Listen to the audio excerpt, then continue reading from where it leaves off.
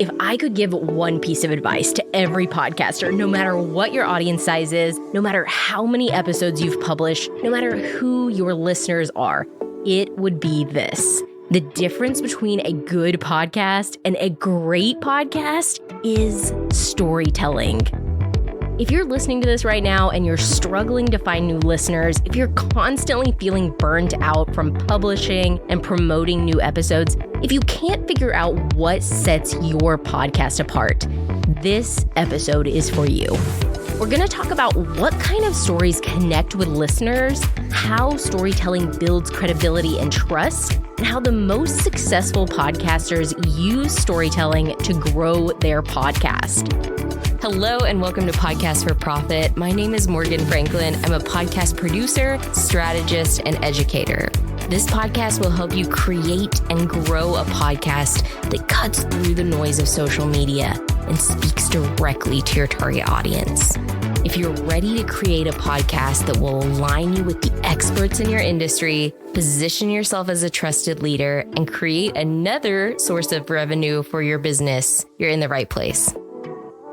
Earlier this summer, I bought my first house. And of course, the week that I closed on my house was the first HOA meeting of the year, and the one that everybody in the neighborhood is required to go to. So this is a pretty old school neighborhood, and most of the people who live in this neighborhood have lived there for 25 plus years, many longer than I've been alive. So as you can imagine, I'm walking in with my little checkbook, not really knowing what to expect or how much this is going to cost. Oh my gosh, I've only ever seen HOA meetings in movies, and to be honest with you, those looked terrifying. And so I sit down and everyone is introducing themselves and saying how long they've lived there and where their house is, and it gets to me. So instead of saying, "Hi, my name's Morgan Franklin. I've lived in this neighborhood for 4 days," I said, "Hi, my name is Morgan. I just moved into the neighborhood, and if you've seen that blonde guy trying to push mow 2 acres with an electric lawnmower for the past 48 hours, that's my fiance, and if anyone wants to say a prayer for him, that'd be greatly appreciated. The riding lawnmower is on the way." Now, what does me trying to get a laugh out of my retired neighbors have to do with podcasting and your podcast and telling stories on your podcast? We all crave connection. We all want to feel seen and heard and welcome. We want validation and we want community. So when I tell a story about how we weren't prepared at all to mow this yard and we didn't have the tools we needed, I promise you every person in that room was thinking, "Yep, I've been there before. I know what it's like to be a new homeowner, and I know what it's like to just be doing the best you can with what you have." Almost every single person came up to me and personally introduced themselves, and I feel more part of this neighborhood than I have at probably any other I've ever lived in. And I say all this to say, I think storytelling is one of the most overlooked marketing strategies and underutilized content creation tools. Yet it's proven to work over and over and over. Think about your favorite podcasters, the ones that you love the most. You can't wait to listen to their episodes. What do you love about them? Is it how they read a list of facts to you and just rigidly outline this podcast episode to get the maximum value from your listening? No. It's the way they share information. It's the way they communicate. It's the way they tell stories. Now, I'm from the South, so telling stories is in my DNA. All I do is talk. And I bet you couldn't tell, but I am a yapper. No matter what anyone wants to talk about, I'm here to listen and to chime in, but I know this doesn't come as easily to everyone, and being a good storyteller is an art form. So how are you going to tell stories that connect with your audience? Step 1 is you have to have stories to tell. Duh, I know, but this can be a lot harder than it sounds. Some of us are just running on autopilot, and if that's you, you're probably going to feel like, wow, what story would I possibly have to tell on my podcast? And if you're not paying attention to what's going on around you, that might be kind of difficult. There is a level of intentionality that you have to reach in your everyday life to be able to retell the things that happen to you in a meaningful and interesting way. I'm working with a podcaster right now on a podcast, and she's feeling really burnt out with her show.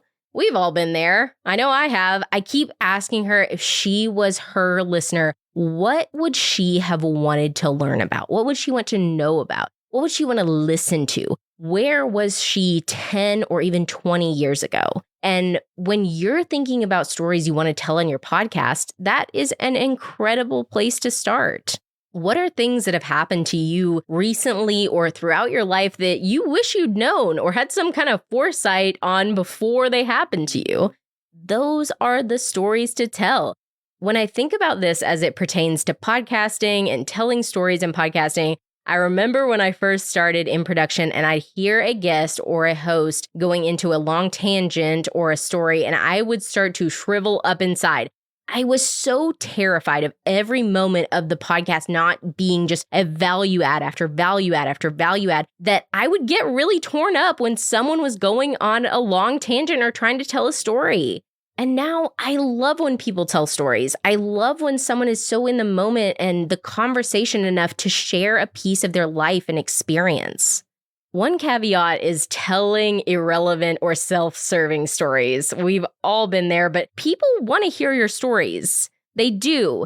They don't want to hear you brag. They don't want to hear a long, drawn-out, pointless fact about you. They want to know about your experiences and your life as it pertains to guiding their own journey. So you can tell a story about how you've succeeded in everything that you've ever done, but tell it in a way that gives me, the listener, some insight and makes me feel like I'm kind of getting a behind-the-scenes look at how I can do the same thing. Storytelling is one of the most powerful ways to build trust and earn credibility from your listeners. But the key is showing, not telling. So what does that mean? It means taking the time to lay out a situation and tell a relevant story that relates to your topic or episode, versus just rattling off a list of facts and trying to move on. We want to know how something is relevant to us. We want to see ourselves in a situation, and we want to be taken on a journey. Great storytellers see the purpose of telling the story equal to telling the story itself. So good questions to ask yourself are, what will my listener gain from hearing this story? How can I strengthen my overall message through telling this story? And if I didn't tell this story, how would it impact the final product of this episode? Would anything be lost? And if the answer is no, that's not the right story to tell. If your episode isn't better off for it, don't tell it. How you tell the story is just as important as telling the story itself, which brings us into the art of telling a great story. My personal best advice for telling a story that hooks a listener is to go all in from the beginning. You don't need background, you need intrigue. So what does this look like? And why are most of our stories so boring? Let's say you're trying to tell me a story about how you booked your first client. You could either say, as a consultant, I was booking my first client and there was so much going on. That's kind of boring. It does get the point across, but you've already kind of lost me. What about, I still remember the day I booked my first client because I couldn't believe, okay, ... Both of these are saying the same thing, but one is hooking me in right from the beginning. And one is just kind of a description of what's going on. One is telling and one is showing. Your listener wants intrigue. They want to be entertained by your stories. And this can be done in so many different ways.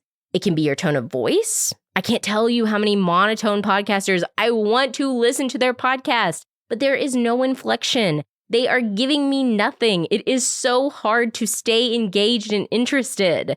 If someone is taking the time to listen to your podcast, it's your responsibility as the person creating that podcast to give them something worth listening to, or they are going to find somebody else who will. Now, I'm not saying that you have to sound like a bad off-Broadway actor, but you need to add some inflection and tone into what you're saying.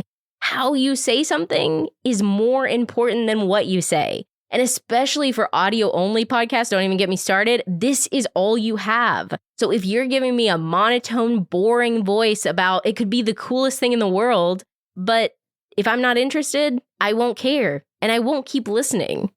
But what about guests? If you're a podcaster that hosts guests or does interviews of any kind, have you ever thought about how you're setting up your guests to tell their own stories? How are you encouraging rich conversation and making sure that a guest has the opportunity to tell those stories that are going to be meaningful to your listener? This is where preparation comes in and why I always encourage podcasters to research and send questions to guests before the episode. It's almost impossible to come up with really truly thoughtful and thought-provoking questions on the spot. Unless you are George Stephanopoulos, I want you to stop thinking you can just interview someone off the cuff and it actually be worth listening to. For example, let's say you're interviewing a life coach and you say, okay, tell me more about a success story in your business or something like that. That's a question I hear all the time coming from interviewers. Tell me about a success in your business. This is so boring. This is so generic for the listener and for the person you're interviewing. Who cares? Genuinely, what listener is listening and thinking, wow, I really want to hear about this person's success that I just met 5 minutes ago? Instead, what if you asked, what's the first thing you work on with a client? Or even if you wanted to ask a similar question to the one before, what's your favorite story of a client's success? Get specific and think about the listener. What do they want to hear? What are they coming to this episode for? And what will make them come back? Every successful podcast host is able to leverage their own experience and knowledge to create community with their audience. We all need to remember this. It's not complicated, but it does take effort. It takes intentionality. It takes vulnerability. It takes practice. I know I'm still really working on that vulnerability part. It's hard to be vulnerable online. And I know sometimes telling stories about your own life can feel kind of violating because you don't know who's going to listen and you don't know who's going to judge it or who's going to judge you. And that is really hard. But I promise you this, if you aren't willing to take the chance and open up to your own audience, you are never going to have an audience. But like I said before, we all want validation. We all want to feel seen and we all want to feel heard and have community. Your stories are worth telling. And there are people out there right now that are waiting to listen to them. You can do this. And as always, I can't wait to listen to your podcast. Hey, thank you so much for joining me on this episode. If you enjoyed the podcast and you'd like to hear more episodes like this one, go ahead and subscribe to the show. New episodes air every Monday morning. And if you found this episode valuable and you want to help other business owners and podcasters, will you leave me a 5-star review? It helps the show rank higher in the charts and brings more entrepreneurs the information they need to start making money on their podcast.